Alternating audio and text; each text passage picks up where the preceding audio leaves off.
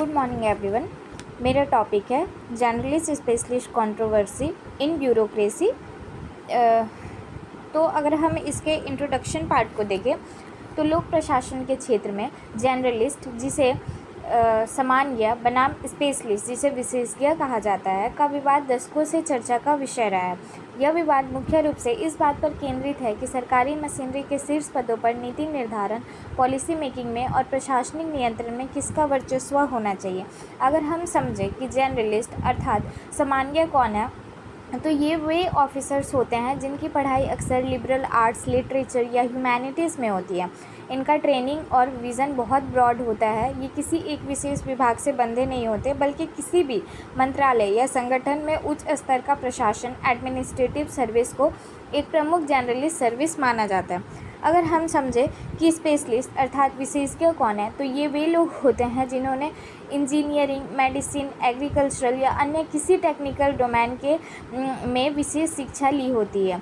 उदाहरण के लिए डॉक्टर्स, इंजीनियर्स, साइंटिस्ट और कुछ हद तक आईपीएस और फॉरेस्ट सर्विस के ऑफिसर्स भी, क्योंकि ये विशेष डोमेन में काम करते हैं।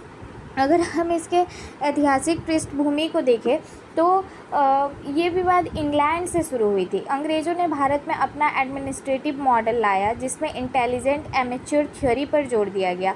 अभी इंटेलिजेंट एमेच्योर थ्योरी क्या है? यह ब्रिटिश परंपरा के अनुसार सामान्य एक प्रबुद्ध शौकिया होता है जिसके पास उदार शिक्षा, लिबरल एडुकेशन, चरित्र, नेतृत्व और निर्णय लेने की क्षमता होती है। पोस्टकॉर्प इनका मुख्य कार्य नियोजन, संगठन, स्टाफिंग, निर्देशन, समन्वय, रिपोर्टिंग और बजटिंग से संबंधित होता है। अगर हम नॉर्थकोट ट्रेवलियन रिपोर्ट और मैकाले रिपोर्ट 1854 में प्रशासन में जर्नलिस्ट की सुपरमेसी वर्चस्व को स्थापित किया गया। उस समय आईसीएस इंडियन सिविल सर्विस को कोविनेंटेड सर्विस कहा जाता था और सारे पद उनके लिए रिजर्व थे।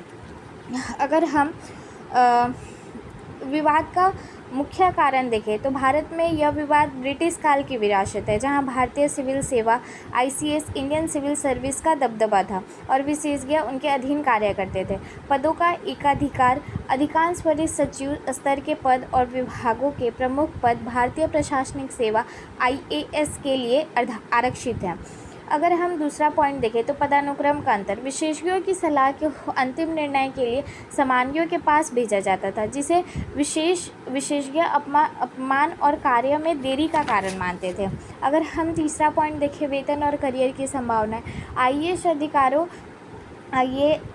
अधिकारों को विशेषज्ञ की तुलना में बेहतर वेतनमान और तेज़ी से पदोन्नति मिलती है, जिससे विशेषज्ञों में असंतोष पैदा होता है। अगर हम देखें तो चौथा पॉइंट, सीमित गतिशीलता, सामान्य एक विभाग से दूसरे विभाग और सार्वजनिक उपक्रमों में जा सकते हैं, जबकि विशेषज्ञों की गतिशीलता उनके अपने विभाग तक ही सीमित रहती है। अगर हम जनरलिस्ट सामान्यों के पक्ष में तर्क देखें तो इंटेलिजेंट एमेच्योर थ्योरी, अगर कोई युवा बहुत कठिन परीक्षा जैसे यूपीएससी पास करके आया है तो उसमें हर विभाग को एक नया नज़रिया देने की क्षमता होती है। और अगर कन्वेयर बेल्ट फंक्शन देखें तो जनरलिस्ट अलग अलग स्पेशलिस्ट के टेक्निकल इनपुट्स को सिंथेसाइज करके उन्हें सरल भाषा में पॉलिसी मेकर्स, मंत्रियों तक पहुंचाते हैं। इनका बैलेंसिंग रोल होता है। स्पेशलिस्ट अक्सर अपने नैरो डोमेन में होते हैं, जबकि जनरलिस्ट अलग अलग विभागों के बीच समन्वय, कोऑर्डिनेशन बनाते हैं। अगर हम इफेक्टिव कम्युनिकेशन होता है इनका पॉलिटिकल एग्जीक्यूटिव के साथ अच्छा वर्किंग रिलेशनशिप होता है, क्योंकि ये उनकी भाषा और ज़रूरतों को बेहतर समझते हैं। अगर हम स्पेशलिस्ट के पक्ष में तर्क देखें तो डीप एक्सपर्टीज़ होती है इनकी। आज की दुनिया बहुत जटिल, कॉम्प्लेक्स हो गई है, इसलिए एविडेंस बेस्ड पॉलिसी मेकिंग के लिए टेक्निकल नॉलेज बहुत ज़रूरी है। बेटर डिसीजन मेकिंग, स्पेशलिस्ट के फैसले फैक्ट्स और साइंटिफिक डेटा पर आधारित होते हैं जो ज़्यादा सटीक होते हैं। क्रेडिबिलिटी, जनता का भरोसा अक्सर एक्सपर्ट्स पर ज़्यादा होता है, जैसे मेट्रो के लिए ई श्रीधरन या ग्रीन रेवोल्यूशन के लिए एमएस स्वामीनाथन इसके उदाहरण हैं।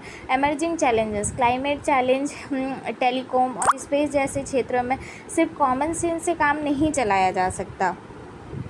अगर हम इन दोनों के दृष्टिकोणों में अंतर को देखें तो दोनों के कार्य करने के तरीके में बुनियादी अंतर होता है। सामान्य का दृष्टिकोण यह समग्र और समन्वयात्मक होता है और विशेषज्ञों का दृष्टिकोण गहन और तकनीकी होता है। यद्यपि कुछ विशेषज्ञताएं समन्वय का गुण विकसित कर लेते हैं, लेकिन सामान्यतः वे अपने विशेष क्षेत्र तक ही सीमित रहते हैं। अगर हम रीसेंट डेवलपमेंट की बात करें तो रीसेंट डेवलपमेंट की बात करें तो एडमिनिस्ट्रेटिव रिफॉर्म कमीशन आर्क ने माना कि अब प्रशासन अधिक तकनीकी हो गया है और विशेषज्ञों को उचित अवसर मिलना चाहिए। आयोग ने निम्नलिखित सुझाव दिए। पहला, नीति सलाहकार पदों को उन लोगों से भरा जाए जिनके पास प्रासंगिक योग्यता हो। दूसरा, वरिष्ठ प्रबंधन पदों पर सामान्य और विशेषज्ञ दोनों की नियुक्ति की जाए। तीसरा, एक तर्कसंगत वेतन संरचना अपनाई जाए जो कार्य की जिम्मेदारी को दर्शाती हो। चौथा, निचले रैंक के प्रतिभाशाली कर्मियों को उनकी क्षमता के आधार पर ऊपर बढ़ने का अवसर मिले।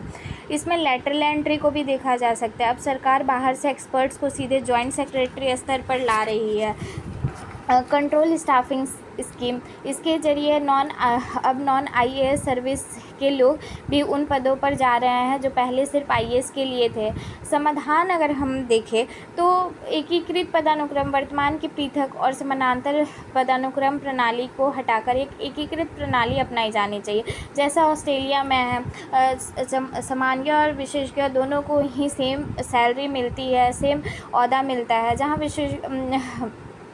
मिलता है पार्श्व प्रवेश, लैटरल एंट्री, विशेषज्ञों को महत्वपूर्ण नीति निर्माण स्तरों पर सीधे शामिल किया जाना चाहिए, जैसा कि परमाणु ऊर्जा विभाग और अंतरिक्ष विभाग में किया गया है। व्यावसायिकता, सामान्यों को कार्यात्मक विशेषज्ञता, फंक्शनल स्पेशलिज्म और विशेषज्ञों को प्रशासनिक कौशल सिखाने के लिए प्रशिक्षण कार्यक्रमों जैसे एग्जीक्यूटिव डेवलपमेंट प्रोग्राम्स का उपयोग किया जाना चाहिए। समान वेतन और दर्जा, जैसा कि मैंने बताया ऑस्ट्रेलिया में है। विशेषज्ञों के मनोबल की बढ़ाने के लिए उन्हें सामान्यों के बराबर वेतन और प्रतिष्ठा दी जानी चाहिए। अगर हम निष्कर्ष को देखें तो निष्कर्षतः आधुनिक लोक प्रशासन में ये कहना गलत है कि एक दूसरे की जगह ले सकते हैं। जैसे एक सचिव सेना प्रमुख का कार्य नहीं कर सकता, वैसे ही एक शुद्ध विशेषज्ञों को व्यापक सामाजिक राजनीतिक नीतियों के समन्वय में कठिनाई हो सकती है। सच्चाई यह है कि सामान्य का व्यापक दृष्टिकोण और विशेषज्ञों की गहराई दोनों ही राष्ट्र के विकास के लिए अनिवार्य है। Thank you.